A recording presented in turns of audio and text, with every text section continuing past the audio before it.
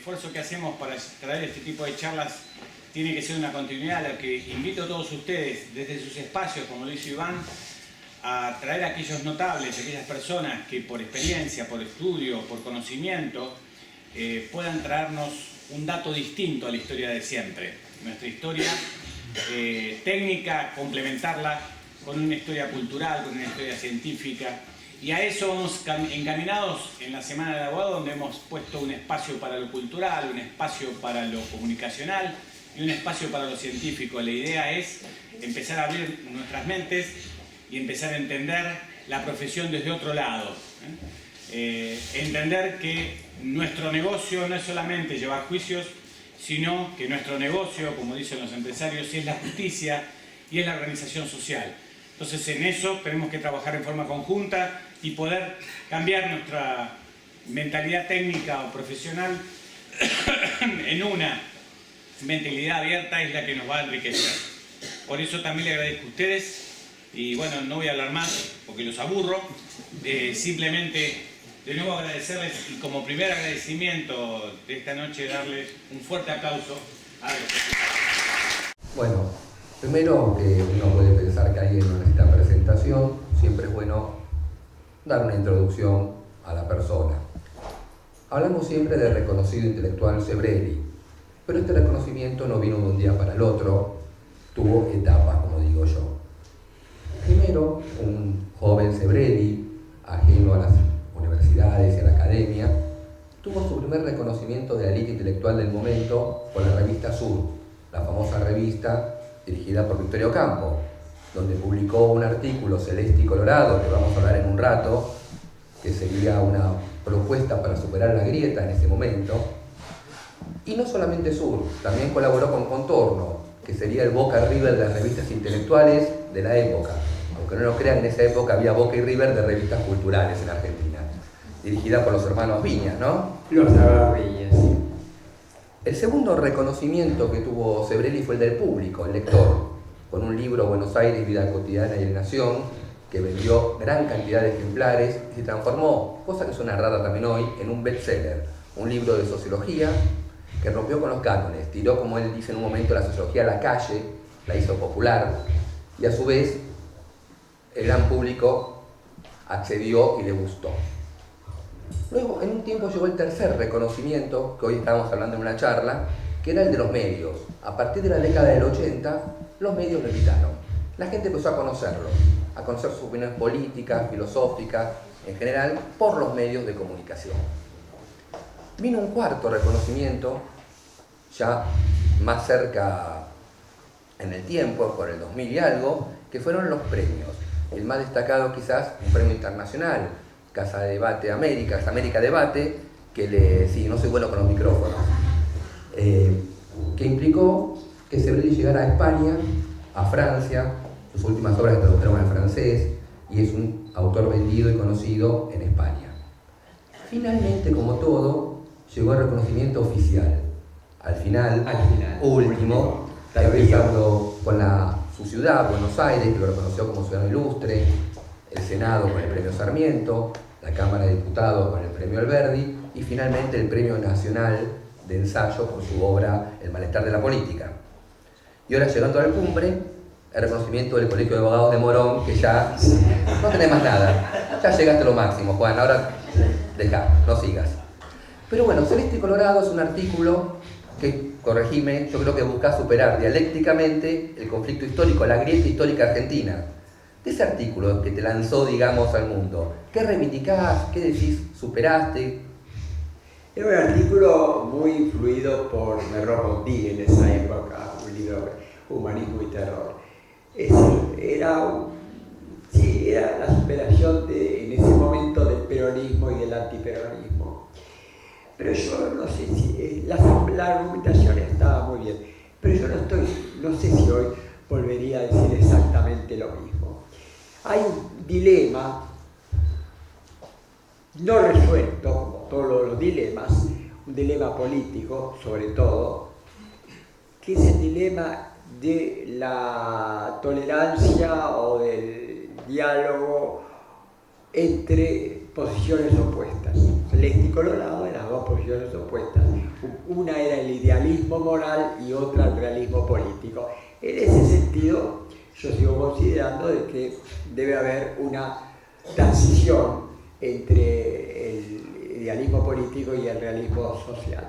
Es decir, que las ideas deben ser lo suficientemente realistas como para influir en el pueblo, en la sociedad. Y a su vez,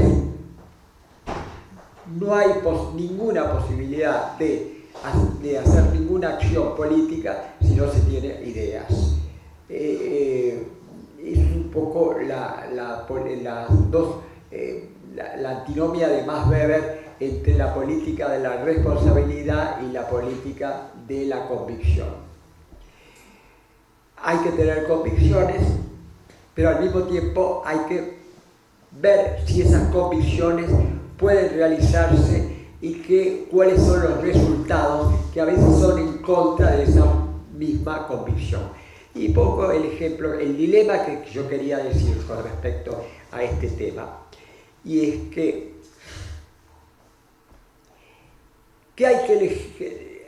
hay dos posiciones frente al tema de la tolerancia o la intolerancia.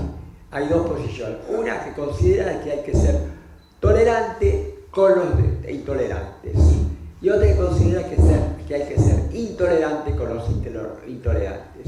Es decir, traducido a un lenguaje más político, que se debe respetar siempre y bajo cualquier condición al adversario político. Pero hay otra posición que dice que hay adversarios políticos que no creen en ese diálogo y con lo cual es imposible dialogar. Por ejemplo, con los yihadistas, con los fundamentalistas islámicos, Exacto. por ejemplo. El ejemplo clásico es el ejemplo del fenómeno más importante tal vez de todo el siglo XX y de la historia de la humanidad, que es el fenómeno de la Segunda Guerra Mundial y el nazismo. Había que ser tolerante con Hitler. Las democracias occidentales, sobre todo Francia e Inglaterra, que eran las dos principales, consideraron que sí, que había que ser tolerante. El Pacto de Múnich es el ejemplo típico de la tolerancia con el intolerante. El Pacto de Múnich, que fue pactar con Hitler y con Mussolini, las democracias principales, fue entregarle Europa a Hitler, sin mover un dedo. Terrible. Eso nos muestra que no se puede ser tolerante en forma absoluta. Y con todos los ejemplos lo mismo, ¿no? Con todos los ejemplos lo mismo. Después volvió a darse con los totalitarismos y está dándose ahora con el fenómeno del populismo. Los demócratas debemos tolerar, por ser demócratas, debemos tolerar el populismo. No, porque el populismo no quiere el diálogo, no quiere la transición, no quiere el respeto del prójimo. Ese es un dilema político, filosófico y político. Yo me defino a favor de la no tolerancia con los intolerantes. Una concepción que no tiene mucho éxito, no es muy simpática, Lo simpático es lo otro. Abracémonos a todos. No, yo no creo que podamos abrazarnos con todos. Hay gente con la que yo no me abrazaría nunca, ni siquiera tomaría un café. Eso lo digo sabiendo que eso no cae bien, sabiendo que es antipático. Pero yo siempre he propuesto, he sido antipático por mis ideas, por decir lo que pienso. Por eso tu programa de televisión era Aguafiestas. Aguafiesta, exactamente. Bueno, en ese artículo hablas un poco de la generación del 37. Nombras a Alberdi, a Sarmiento básicamente. ¿Qué destacás, qué rol destacás de esa generación tan fundamental en la historia argentina? Teóricamente crearon el país. No existía la República Argentina ni nada que se le pareciera. No existía. Buenos Aires era un poblacho pobrísimo, nada que ver ni con México ni con Perú, que ya en esa época eran grandes ciudades. Y la República Argentina no existía, existía el virreinato dividido en 20 pedazos. La generación del 37 creó la teoría, además de una nación, la teoría de una nación que debía ser republicana y democrática. Pero no pudieron hacer gran cosa, porque las condiciones políticas y sociales no se daban. Eso lo van a realizar la hoy tan denostada generación del 80, con uno de sus líderes, Roca, que hoy es totalmente satanizado, demonizado como un genocida, como un asesino de indios. Y es el creador de la Argentina moderna, fundamentalmente con la inmigración, que fue el que fomentó la inmigración. Todos los que estamos acá no somos criollos, somos gringos, salvo alguna excepción, todos. La Argentina gringa es la Argentina verdadera, los otros eran los hijos de los colonizadores españoles, o los gauchos, o los indios, que ya no existían, civilizaciones desaparecidas. Es decir que, al respecto, yo creo que la sociedad del 80 nace realmente, y otro aspecto es uno de los aspectos, dije, es la inmigración, el otro aspecto es la educación, la ley 1420 de Roca, la enseñanza libre, gratuita y laica, que es llevar al terreno de la práctica las ideas de Sarmiento, que él las sembró y no las pudo realizar, no había forma. Roca llenó el país de escuelas y demás. Y la lucha en ese momento la lucha era, si en el 37 la lucha era unitarios contra federales, acá la lucha es entre liberales contra la Iglesia Católica, que estaba totalmente en contra de todos este programa rojista. Afortunadamente triunfó el rojismo, afortunadamente triunfó la Argentina liberal, democrática, educada, con hijos de inmigrantes que pasaron a ser pronto el fenómeno único en América Latina del siglo XIX, que es el fenómeno de la clase media. Bueno, vos sos un ejemplo de eso, vos contaste tu biografía, que tus abuelos y padres eran inmigrantes. ¿No se oye? Ahí está mejor. Bueno. Eran inmigrantes pobres. Sí. Y ya los hijos eran de clase media. Los hijos eran clase media. Eso todo denostado, tanto Sarmiento como Roca, que fueron los dos padres realmente de la patria, de la nación, hoy son denostados. Se enseña en la escuela primaria que la verdadera Argentina es Rosa y no Sarmiento. Y en la secundaria y en la universidad indudablemente está copada básicamente por nacionalistas de toda la haya, nacionalistas de derecha y nacionalistas de izquierda, que en última instancia coinciden en lo mismo. Igual, bueno, este fenómeno que decís también es reciente, porque nacionalistas de otras épocas reivindicaban a Sarmiento y a Roca.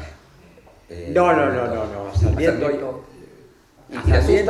¿Irasusta no fue el que escribió un libro sobre Sarmiento elogioso? ¿O me estoy equivocando? No. Me estoy equivocando. Sarmiento fue siempre... Sarmiento y Roca fueron siempre odiados. Perfecto. Vos, tu vida es Buenos Aires.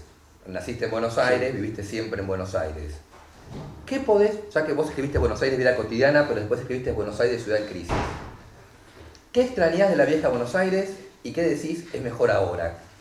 Lo que se pierde y lo que se gana con los cambios, ¿no? No se puede hacer esas comparaciones. ¿Qué es mejor antes? ¿Qué extrañás, dije? ¿Qué extrañás? Que no es lo mismo. Claro, pero no se puede decir, porque en algunos aspectos es muchísimo mejor. Por ejemplo, yo hace 50 años atrás ya estaría muerto, porque se ha aumentado la calidad de vida. Y, bueno, la ciencia y la técnica son un avance indiscutible. Otras cosas no. Bueno, por ejemplo, las desigualdades sociales son muchísimo más intensas. Esa Argentina, que vos me recordaste con mi familia, ya no existe. El hijo del inmigrante, el pobre, que ya no hay ascenso, ese ascenso inmediato de una generación no existe más. La desigualdad es mucho mayor, la pobreza y la miseria es mucho mayor. Las villas miserias no existían, existía el conventillo, que hoy es muchísimo más grato y agradable la vida en el conventillo, que en aquella época nos parecía el horror, porque tenían agua corriente, tenían luz, tenían habitaciones privadas y estaban en pleno centro, salían y estaban en plena ciudad. Y no las villas miserias de hoy, que vienen aisladas por completo, y ya conocemos todo es decir, que en muchos aspectos es muchísimo peor. Y en otros aspectos es muchísimo mejor. Es decir, que no podemos tomar globalmente.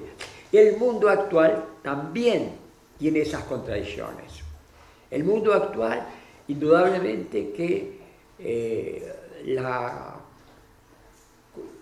coordinación, la comunicación de todo el mundo es un progreso enorme, ¿no? La globalización es un progreso enorme.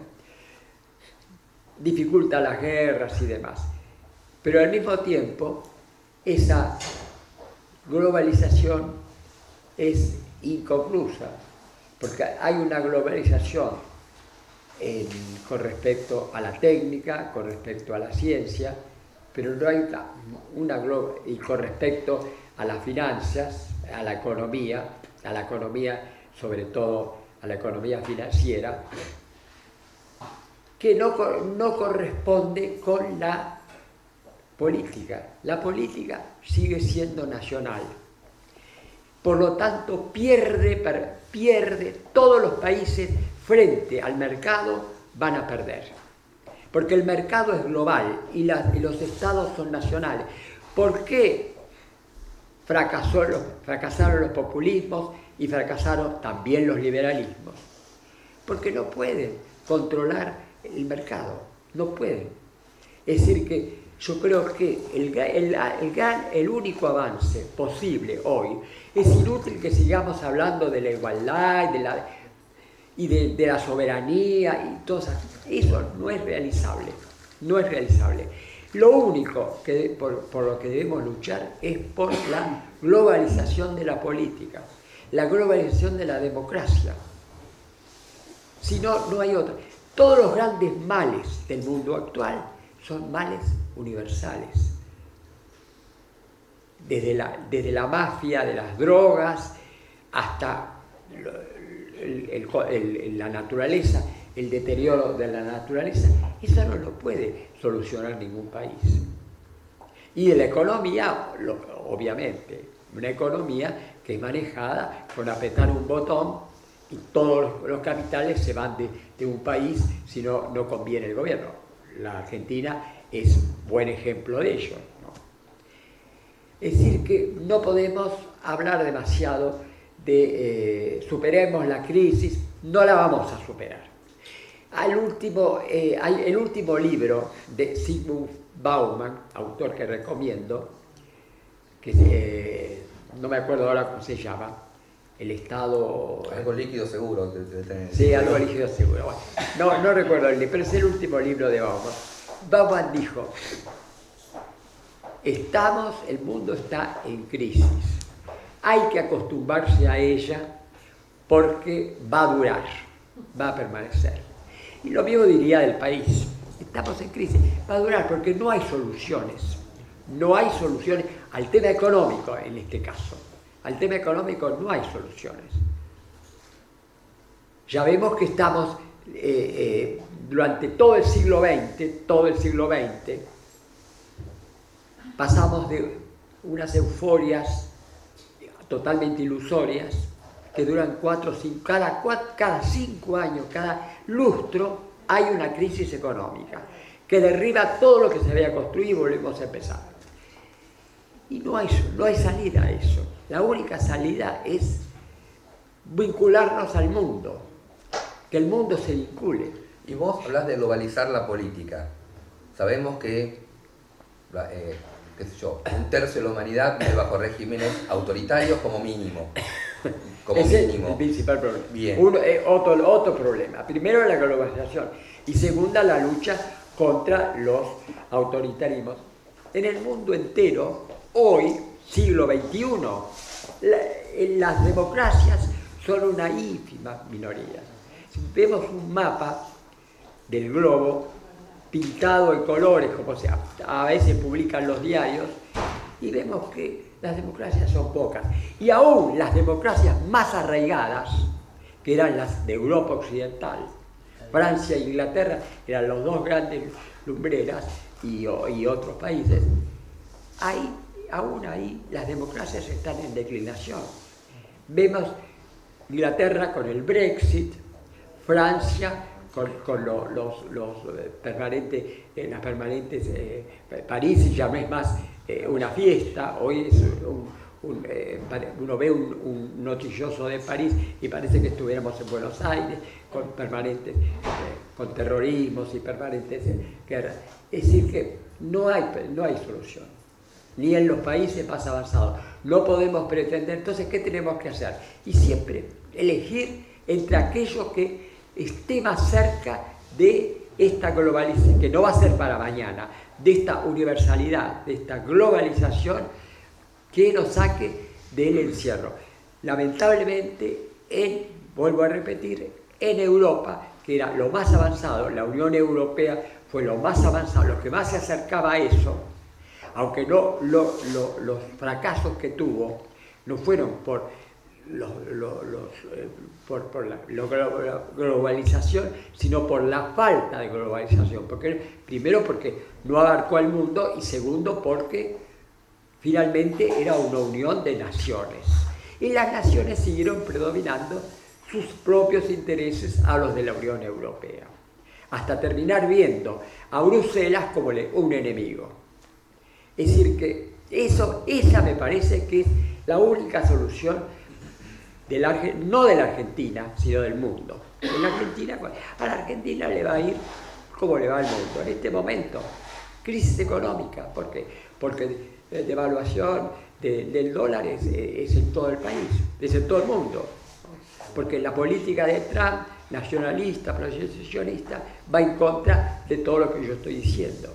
Y la política de todos los populismos que siempre existieron en América Latina y parecía como que era una expresión del atraso de América Latina, ahora resulta que por primera vez están surgiendo en Europa.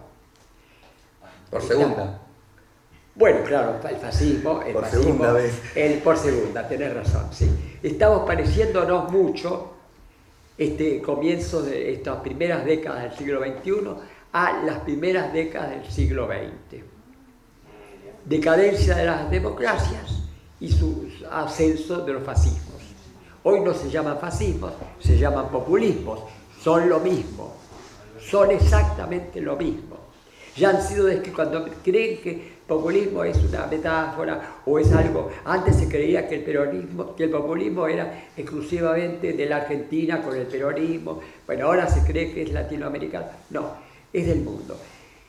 Y existió antes que existiera la palabra populismo. Existió, el primero que escribió sobre el populismo fue uno de los mayores pensadores del siglo XIX, y lo sigue siendo, aunque esté demonizado, que es Carlos Marx. Carlos Marx escribió El 18 Brumario, un libro totalmente recomendable, donde habla sobre el populismo, a raíz del primer gobierno populista que hubo en Europa y en el mundo, que fue el de Luis Napoleón Bonaparte. Luis Napoleón Bonaparte tenía estas características que van a ser típicas de todo populismo. Liderazgo carismático. ascenso al poder no mediante un golpe militar, sino mediante el sufragio universal.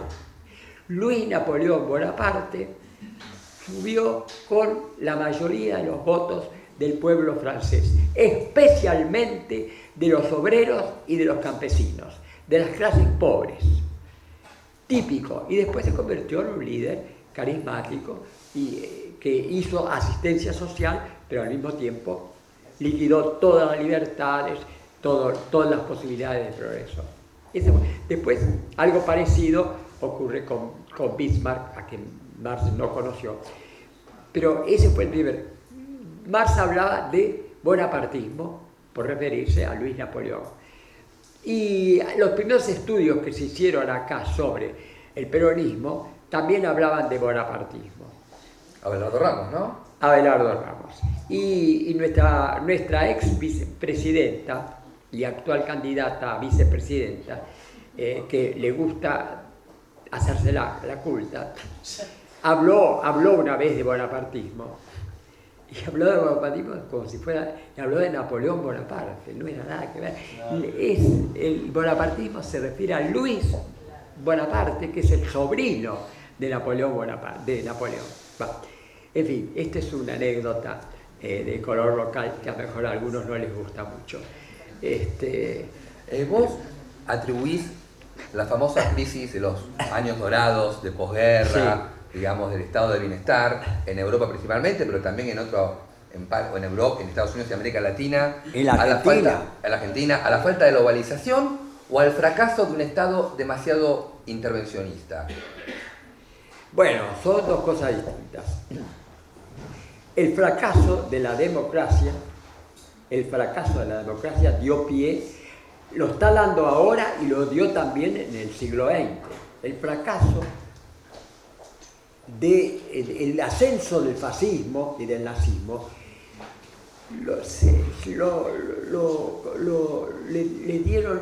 le dieron pie las democracias fundamentales de esa época, que eran Francia e Inglaterra.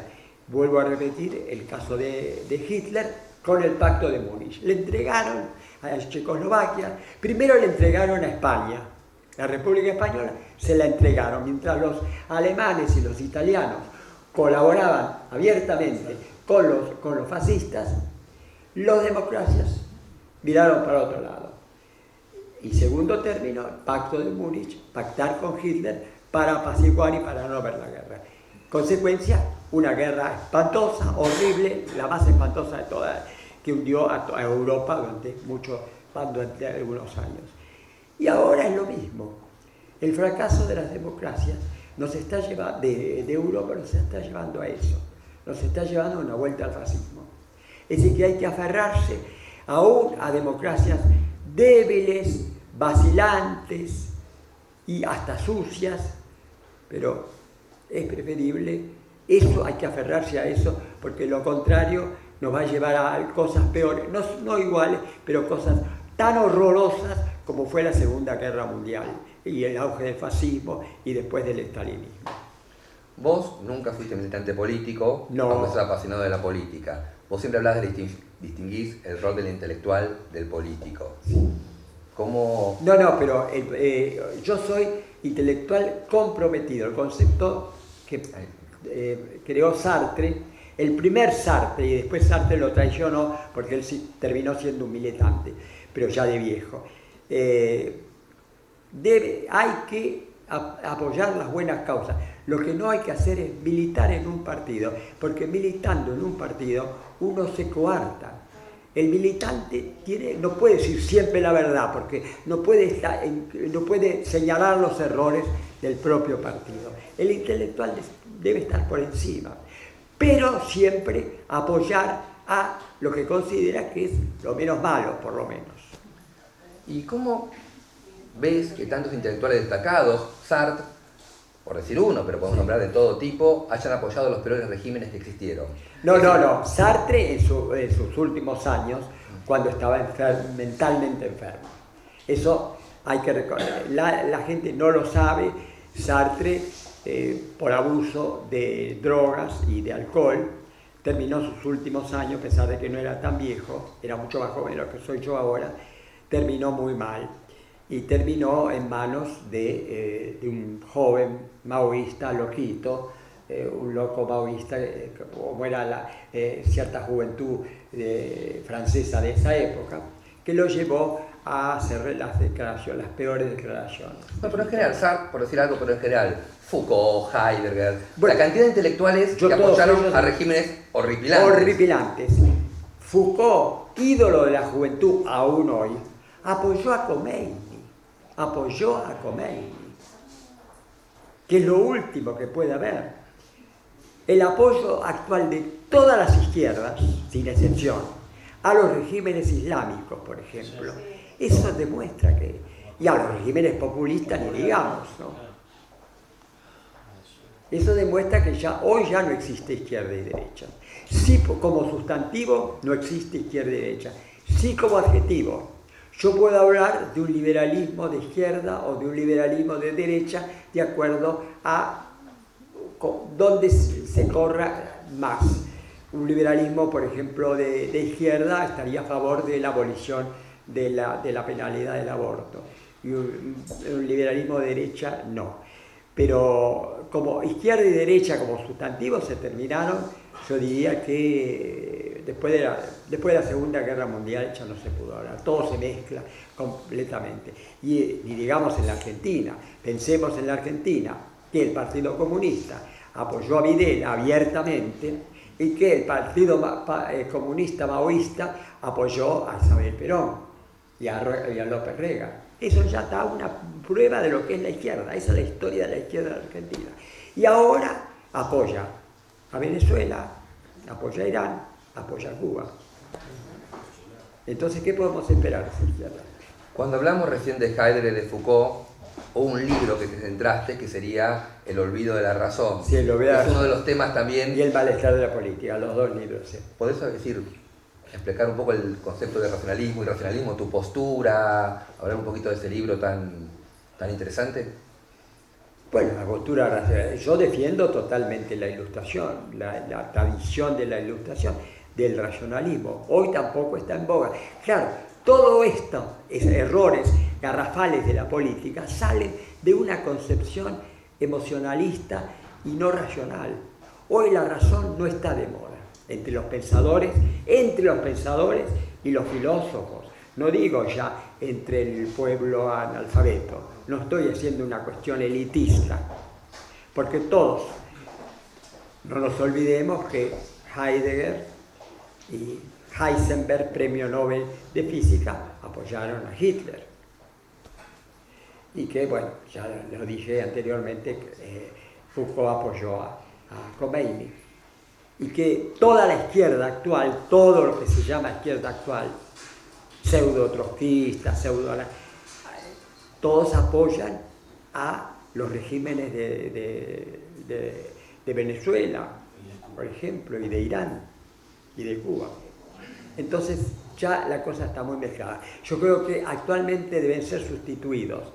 La oposición izquierda y derecha deben ser sustituidos por la oposición democracia y autoritarismo, que hoy se llama populismo, pero autoritarismo en general. Vos también te volcaste a la sociología del arte en un momento. Sí. Las aventuras de la vanguardia fue un libro. El arte, tanto el popular como el no popular, por decir. ¿Cómo influyó en tu vida? ¿Tú sos un tipo que te interesaba qué tipo de arte, la pintura, la música? ¿Cómo fue tu influencia en eso? Sí, no, yo creo en la fusión de... Mi primera vocación era la literatura, en realidad. Un cuento, yo recuerdo haber leído un cuento tuyo alguna vez. Y nunca más. No, pero mi paso a la sociología, en realidad el libro Buenos Aires, Vida Cotidiana de la Nación, originariamente yo lo había pensado como un libro sobre la literatura argentina, sobre las ciudades. Y después me di cuenta que el tema que a mí me interesaba no era la literatura, sino eran las ciudades. Y de ahí paso de la crítica literaria a la sociología.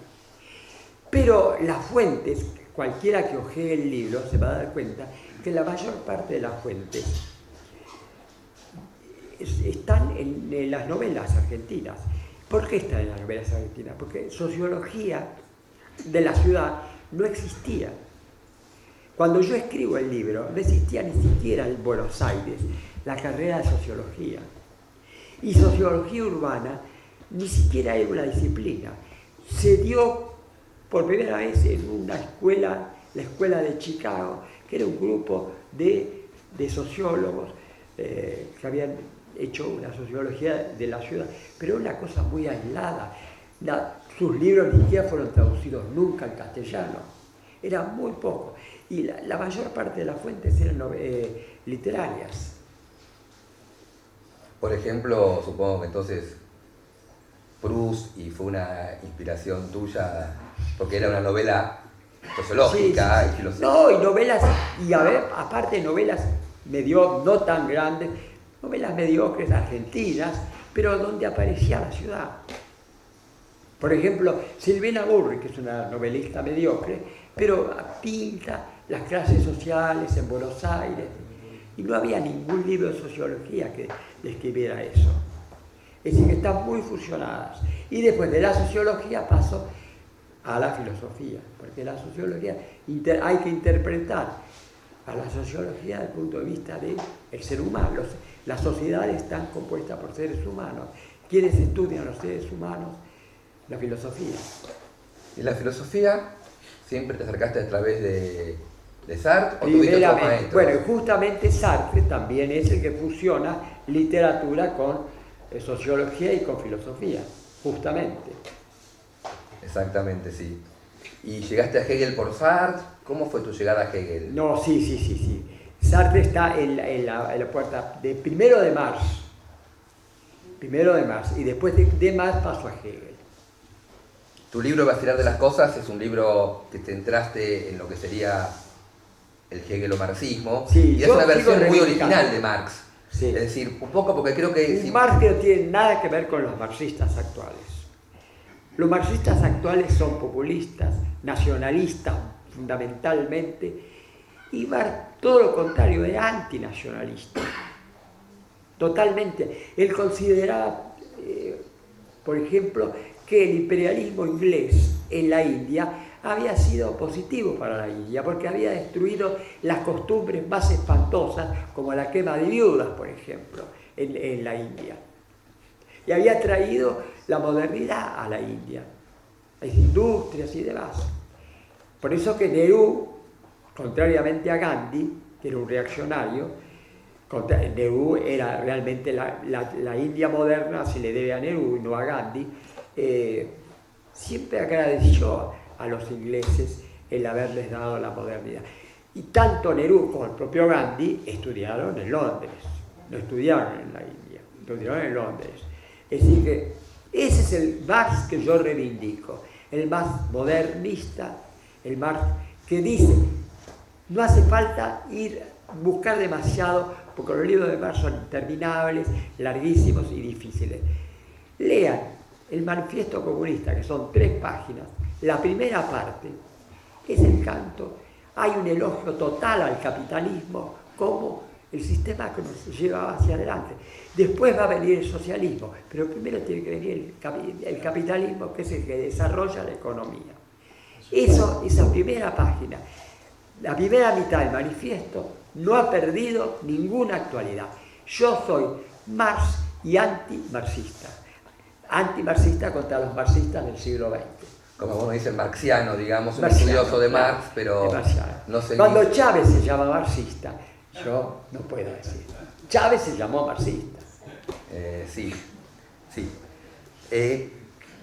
Cambiaste un poco, quizás abordaste un tema que no fue tratado mucho en Argentina, que es el tema religioso, desde un punto de vista, no desde la religión, es decir, se ha tratado obviamente desde autores religiosos, Sí. pero vos lo trataste de otro punto de vista.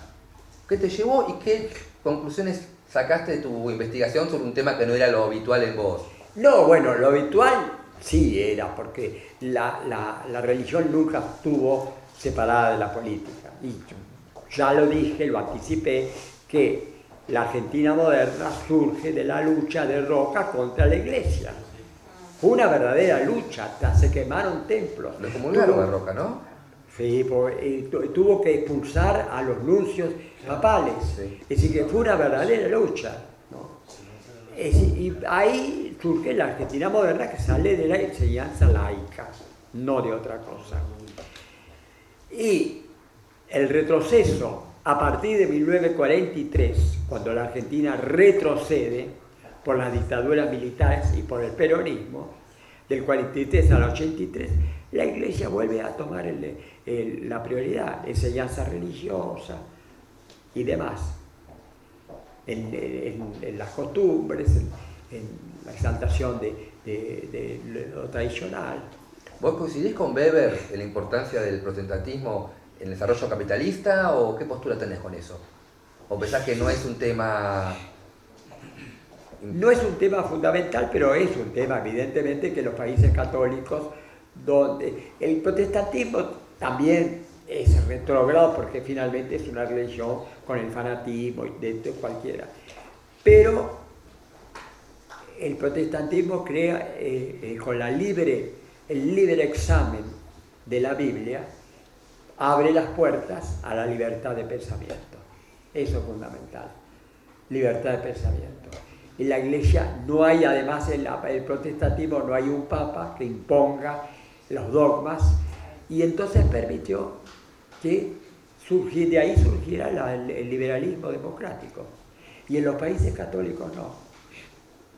Aparte también, en la parte económica, la Iglesia católica fue siempre, no es un invento de Bergoglio, la Iglesia católica fue siempre anticapitalista, totalmente anticapitalista, siempre, feudal, reivindicaba el feudalismo, no reivindicaba algo mejor que el capitalismo, reivindicaba el feudalismo. Esa es la verdadera política de la Iglesia. Desde el siglo, y Bergoglio lo lleva eso al extremo, ¿no? Disfrazado de las cosas más audaces y aparentemente progresistas. Bueno, un catecismo de preconciliar decía que un católico no puede ser ni liberal, ni socialista, ni masón. Expresamente era incompatible y causante de más aún, ellos consideraban el liberalismo peor que el comunismo, porque el liberalismo era el que trajo el comunismo. El padre era liberal. Todo eso está, pero en todos los papas del siglo XIX, del fin del siglo XIX y del siglo XX. No es un invento, el anticapitalismo no es un invento de Bergoglio. Bergoglio en ese sentido cumple con la tradición más ortodoxa de la Iglesia. Bueno, de hecho los preconciliares condenan la Revolución Francesa como el peor momento de la historia, porque sobre todo afectó a un país católico, a diferencia de las revoluciones inglesas que de última afectaban a países anglicanos. Pero vos dijiste que apoyaron las democracias, no apoyaron a la República Española frente al fascismo o al franquismo. Pero la República Española, en cierto momento, también tenía fuertes elementos antidemocráticos. El Partido Comunista tenía su peso y el socialismo era radicalizado. El partido, cuando las últimas elecciones libres que hubo en España antes de la Guerra Civil, el Partido Comunista sacó el 10% de los votos. En un país democrático, el 10% de votos comunistas no hacía nada. No tenía ningún poder. El poder estaba básicamente el Partido Republicano, que se llamaba creo que Radical, y el Partido Socialista Democrático, no los comunistas. No es cierto. Lo que pasa es que cuando las democracias abandonan España y el único que le da armas para seguir luchando es la Unión Soviética, no tiene más. Al final de la guerra, sí, terminó el Partido Comunista predominando, pero fue por culpa de las democracias, no por la idea de república en sí. Algo que también era particular en la Guerra Civil, que las peores persecuciones internas fueron bajo el Partido Comunista contra anarquistas y trotskistas. Contra anarquistas y socialistas democráticos. En Barcelona hubo verdaderas masacres de socialistas y anarquistas por las tropas comunistas, dirigidas por Victorio Codovilla, que después fue el líder comunista en la Argentina. Esa es la verdadera historia. Lo que pasa es que la gente ignora eso. Hay que leer historia para hablar de política, básicamente. Eso yo se lo digo siempre a mis alumnos cuando he dado clases. Hay que leer, no se puede hablar no se puede elegir políticamente, no se puede ir a las elecciones del siglo XXI sin conocer toda la historia del siglo XX. ¿Qué fue el fascismo? ¿Qué fue el nazismo? ¿Qué fue el estalinismo? ¿Qué fue la guerra española? Es fundamental. Sí, y bueno, tampoco se conoce mucho la historia más reciente. Vos en la época, siempre hablas de la Universidad de las Sombras, vos en la época de la dictadura militar estuviste, digamos, como se dice, sí, no perseguido estrictamente, pero como prohibido. No pudiste publicar nada, ¿no? No. Hasta el 83, sí. que, bueno, publicaste un libro que ahora se reeditó. Sí, porque estamos en una fecha muy parecida al 83. El 83 era la fecha clave, ¿no? Era el fin del militarismo, el comienzo, y ahora estamos en la continuación de una democracia muy vacilante, débil y llena de errores, o la vuelta a un autoritarismo populista. Es decir, que son dos cosas muy parecidas. Yo ya tengo, por supuesto, mi posición, con todas las críticas que puedo hacerle, tengo mi posición. Una democracia antes que nada. Bueno, vos en tu plan de ganarte amigos hay un libro muy interesante que es Crítica de las ideas políticas argentinas, Sí. donde supongo que el que lo leyó, si lo reeditas, vas a tener una colección de enemigos, porque sos bastante duro con el peronismo, con el radicalismo, con los conservadores, Sí, con las izquierdas, con los militares, y no me quedo ninguno más, ¿no? Pero fundamentalmente un libro que publiqué en el 83, justo a pocos días o semanas antes de las elecciones que llevaron al poder a Alfonsín y el fin del militarismo. Claro, porque ahora se reeditó Los deseos imaginarios del peronismo. Los deseos imaginarios del peronismo, que no ha perdido nada de actualidad, porque estamos siempre en lo mismo. Sí, como el día de la marmota. Vamos terminando. Sí, más o menos, ¿no? ¿Alguien quiere hacer alguna pregunta? Sí.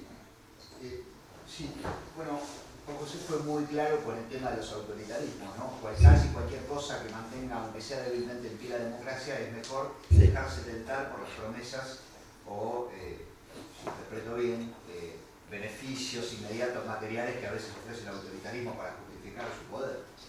El tema da la impresión de que frente a la globalización, y muchos autores en los últimos 20 años estuvieron tratando este tema y antes, de que la globalización, aunque sea la globalización adelantada, la del mercado, la de las finanzas, ha traído miseria y de alguna manera da la impresión de que muchas de las preocupaciones de los argentinos hoy no pasan únicamente por lo que vos planteás, que es una muy digna preocupación, cómo mantener en pie instituciones democráticas, sino la idea de que nos preocupa realmente ver cada vez más seres humanos revolviendo la basura. Por supuesto, más desigualdad y más pobreza existe. ¿Pero por qué existe? Porque hay gobiernos democráticos que desean llevar al pueblo a la miseria. No, porque no pueden hacer nada. Vuelvo a repetir, tiene que haber una política mundial contra el mercado que es mundial. El mercado puede más que un Estado, por muy buenas intenciones que tenga. Ahí está contestado. Digo, es el Estado nacional, por ejemplo, en los Países Bajos, y no el mercado ni la globalización, que hace que sus ciudadanos y hasta sus perros tengan papeles. Pero bueno, es una isla feliz, pero hablemos del mundo real que no es Escandinavia. Igual, en defensa de la actual globalización, hay mucho menos pobres que antes. Sacamos de Argentina. Salvo China ha reducido, y la India, la pobreza enorme. Acá no, aclaremos, acá queda claro que no. Pero hay muchos países que con este boom de la globalización... China y la India, es fundamental, salieron de la miseria. Sí. Es decir, porque a veces uno está como cerrado en un contexto importante porque es el nuestro. Y el sudeste asiático. Eso sin necesidad de... Sí. ¿Alguna otra? Sí, doctor Rossi. Sí, yo me quedé pensando hace un rato, como José mencionó, democracia contra autoritarismo. Sí. Y la palabra democracia está utilizada ya de una manera impresionante. El populista se va a decir democrático, el antipopulista Sí, sí. también. ¿En qué piensa Los usted comunistas cuando sí. piensa en democracia? Los comunistas se llamaban los auténticos democráticos. Sí. No, bueno, una democracia republicana y liberal. Hay que acotar. Una democracia republicana en el sentido de que haya libertades civiles, que existan poderes y contrapoderes, control del Estado y control también del capital, pero no sustitución del capital por el Estado, como en los estados totalitarios, pseudo-socialistas. Eso me parece. ¿Vos no pensás que el control del Estado excesivo, Bueno. porque excesivo. estamos en el tema de... Pero el mercado genera riqueza. El mercado está descontrolado por completo.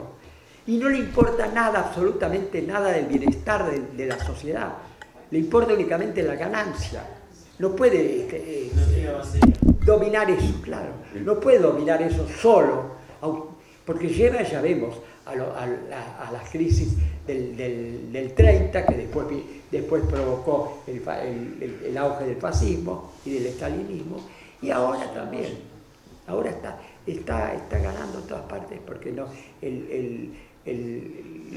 los neofascismos actuales, populistas de izquierda y de derecha, como consecuencia de las políticas neoliberales, que eran dejar el descontrol total sobre el capital. Lo que no hay que hacer es capitalismo de Estado. El capital tiene que ser privado, pero controlado, vigilado, para impedir que existan lobbies, que existan monopolios o otro tipo o corrupción, por ejemplo. Vos hablás de un momento de fascismo de izquierda que para muchos podría ser un oxímoron. ¿Qué quiere decir cuando hablas de fascismo de izquierda? Todos los fascismos tuvieron su izquierda. El Hitler lo tuvo Strasser. La noche de los cuchillos largos fue la matanza de todos los fascistas de izquierda, todos los nazis de izquierda. ¿Y qué definición sería un...? Y en la Argentina, fascismo de izquierda serían los montoneros, por ejemplo, en su máxima expresión. Y todavía hoy siguen.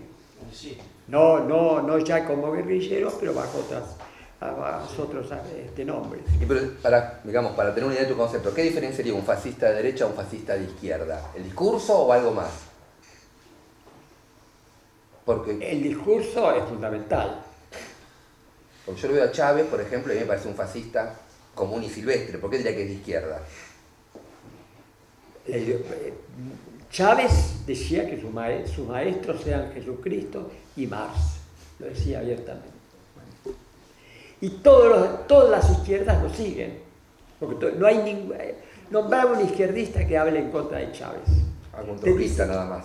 Sí, ¿Alguno? No, muy pocos. El único enemigo es el imperialismo yanqui. Bueno, pero Mussolini decía lo mismo. Claro, bueno.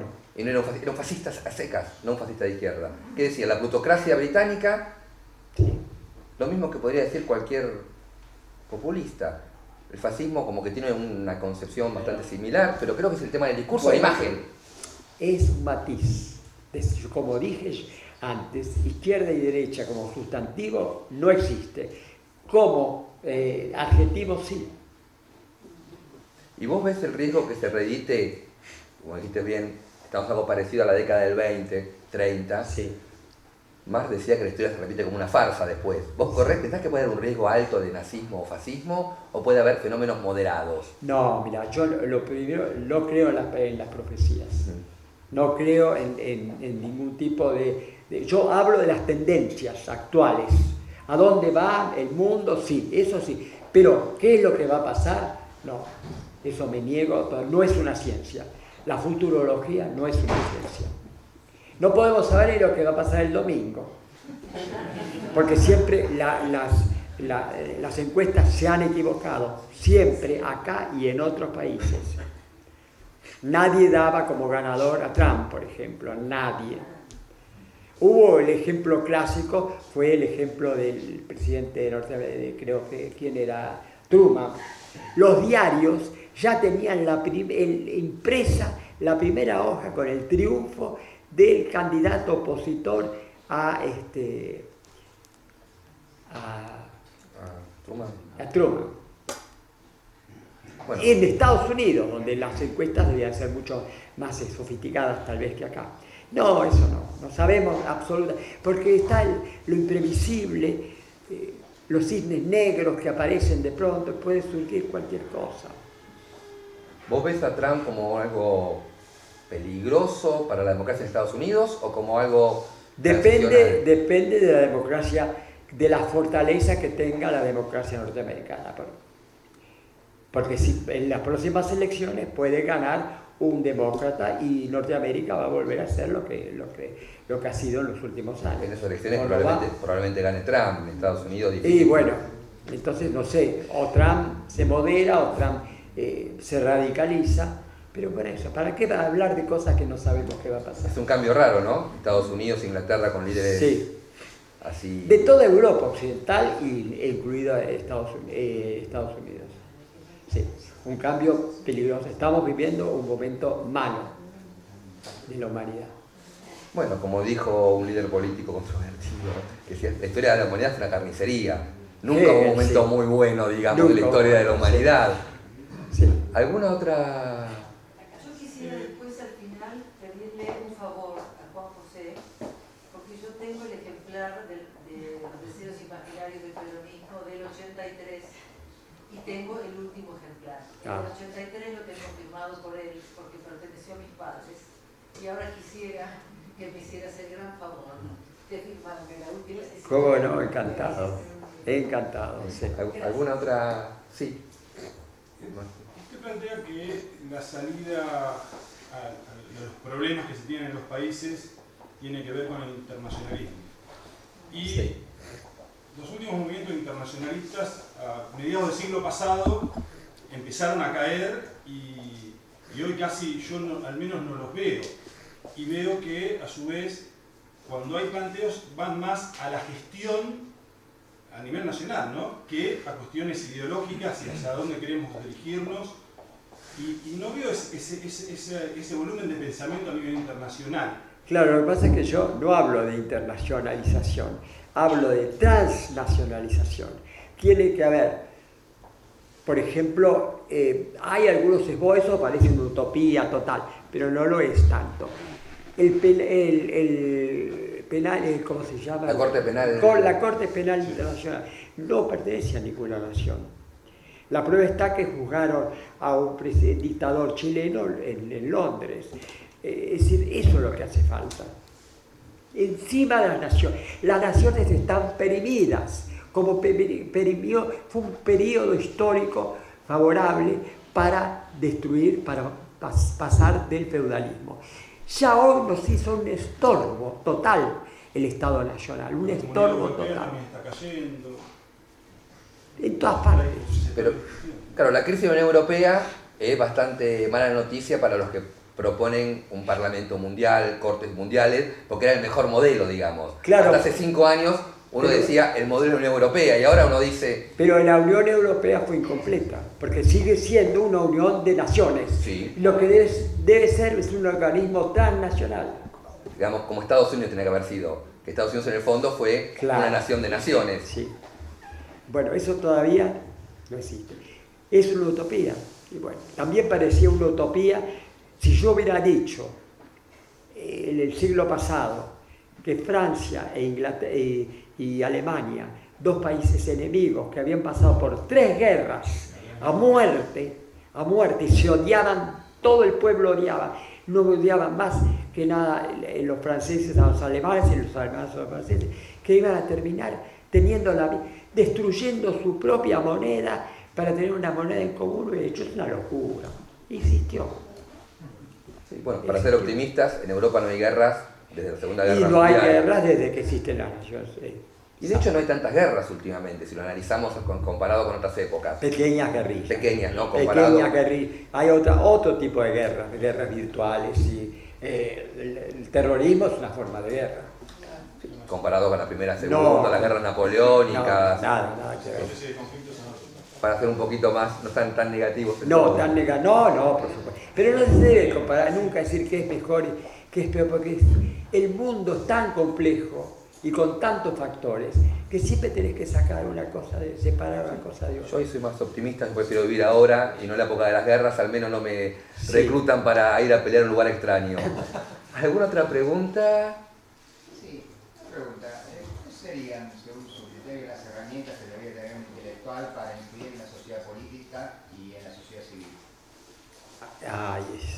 El intelectual tiene pocas armas. Las armas tienen que ser, fundamentalmente, los instrumentos tienen que estar en manos de los políticos.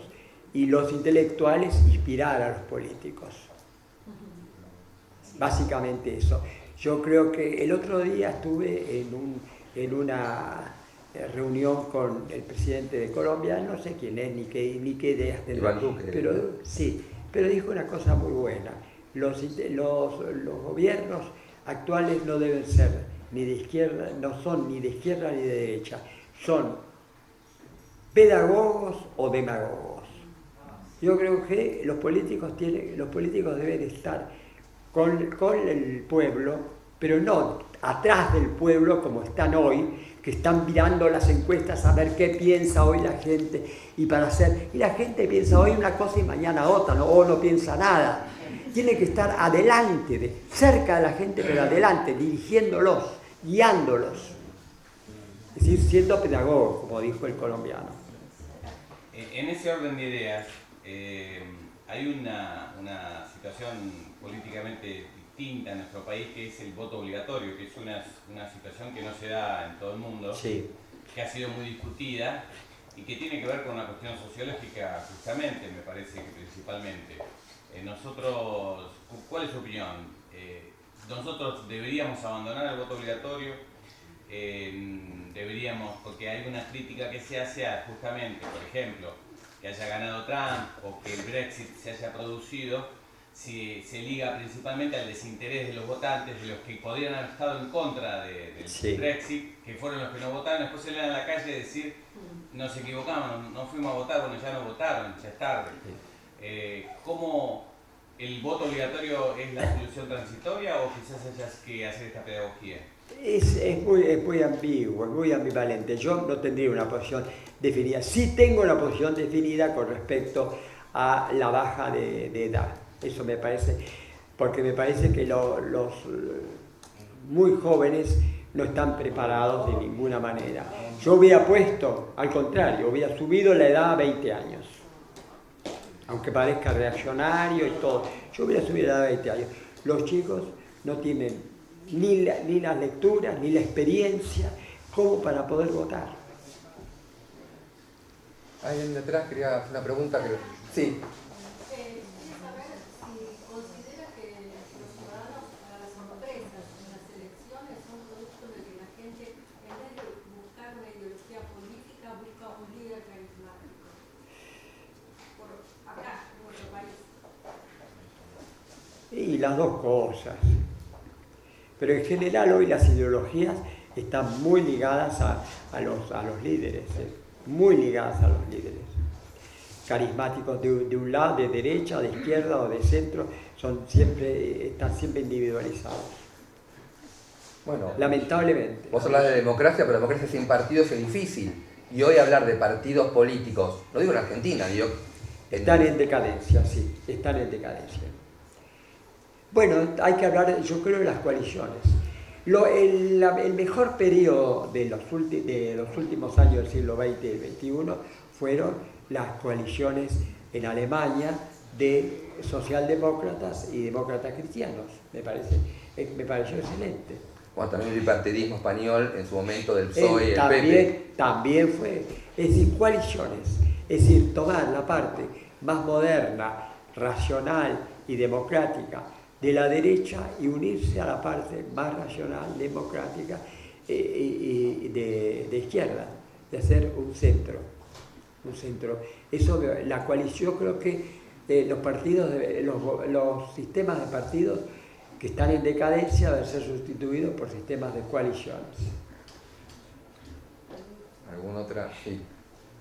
Sí, me quedé pensando en el paralelo entre la época actual y el fascismo entre guerras, ¿no? Como que estamos a las puertas de la revisión de aquello que fue hace 100 años. ¿Usted considera que la elección de Trump y el avance de la extrema derecha en Europa es un anuncio o digamos, una antesala de la revisión de un fascismo, un nuevo fascismo en el mundo? Son pequeños, son prenuncios, diría, pero no anuncios, no es exactamente igual. Es decir, Putin es el Stalin del siglo XXI, pero no es Stalin. No hay campo de concentración, pero Putin es Stalin. La idea política de Putin es muy parecida a la de Stalin. Por poner un ejemplo, de Trump recién aparece, recién ahora, es muy reciente como para poder hacer este análisis. Sí. Sí. La pregunta es esta. ¿Es verdad o si considera que Lula en Brasil, en el último gobierno, sacó a 40 millones, o sea, la movilidad social que hubo en Brasil, que salieron 40 millones de pobres? ¿Considera eso verdadero, algo producto de la prensa o es una falacia eso? No sé, yo no conozco tanto la historia de Brasil. Yo creo que así, en términos generales, Lula es lo más democrático que puede ser un populista. Pero a la larga fue un populista porque terminó reivindicando a Chávez y demás. Pero es lo más pasable que hay dentro del populismo. Te hago una última pregunta. Sí, última pregunta. ¿Por qué de los dos grandes totalitarismos criminales del siglo XX, Hitler es condenado unánimemente, nadie se atrevería acá a decir, ni siquiera a reivindicarlo moderadamente, y Stalin, que digamos no tiene demasiados menos muertos que Hitler, es alguien que hasta en televisión ha sido reivindicado, hay gente que se dice stalinista, o a lo sumo, condenarlo trae un sello de macartista? ¿Por qué uno tiene tanta mala prensa con motivo y el otro está como atenuado? Claro, lo que pasa es que Hitler Perdió. Perdió y Stalin ganó. Sí, esa es la primera medida. La sí. primera medida. Y con eso va. Ya con eso no digamos. Ya está. Bueno, muchísimas gracias, Juan. Gracias a todos por venir.